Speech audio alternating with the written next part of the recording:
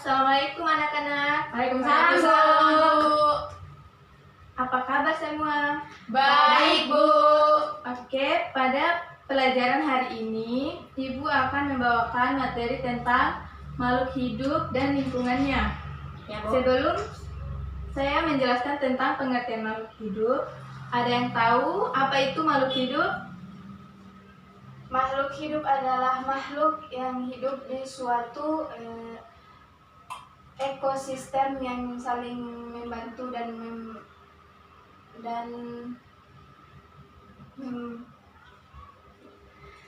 saling membantu. Oh iya, baik, sudah bagus jawabannya, tapi saya akan meluruskan sedikit tentang pengertian makhluk hidup. Makhluk hidup adalah suatu organisme yang dapat mempertahankan dirinya dari berbagai bentuk perubahan lingkungan dan dapat berkembang biak untuk melestarikan jenisnya. Ya, makhluk hidup yang bisa memenuhi kebutuhan hidupnya sendiri termasuk manusia.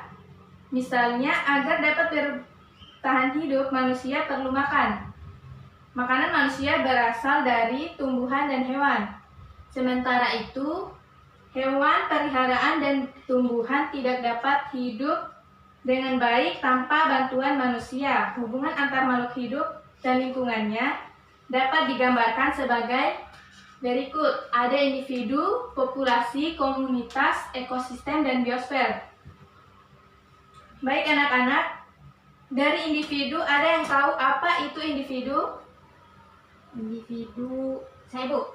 Individu adalah suatu organisme. Bukan. Saya, Bu. Perkumpulan organisme.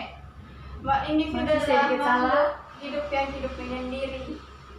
Tidak. Baik, pengertian dari individu adalah setiap anggota populasi. Oh, iya, Bu. Contohnya seperti seorang manusia, seekor burung, dan seekor tikus. Saya ada burungku, Bu, di rumah, burungnya bapakku.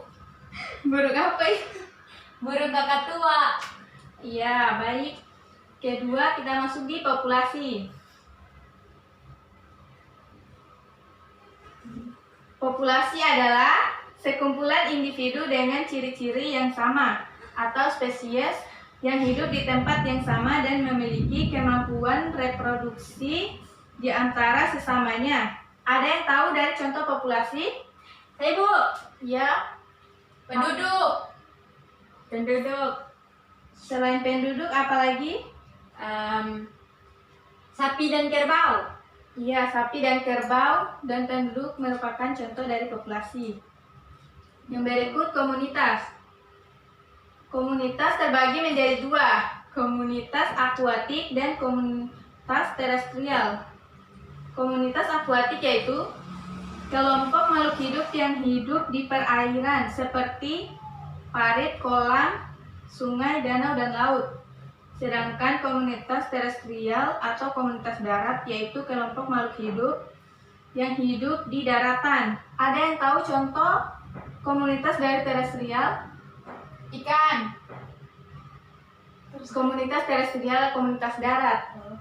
Ikan itu masuk di komunitas akuatik. Kerbau. Saya, Bu. Apa? Gunung. Ya, gunung, Sawah, sawah, padang rumput, padang es. dan padang pasir. Baik, selanjutnya ekosistem. Ekosistem adalah hubungan makhluk hidup dengan lingkungannya. Ekosistem ditempati oleh banyak jenis makhluk hidup yang disebut komponen biotik, dan ekosistem juga ditempati oleh benda mati yang disebut komponen abiotik. Ada yang tahu contoh dari komponen biotik?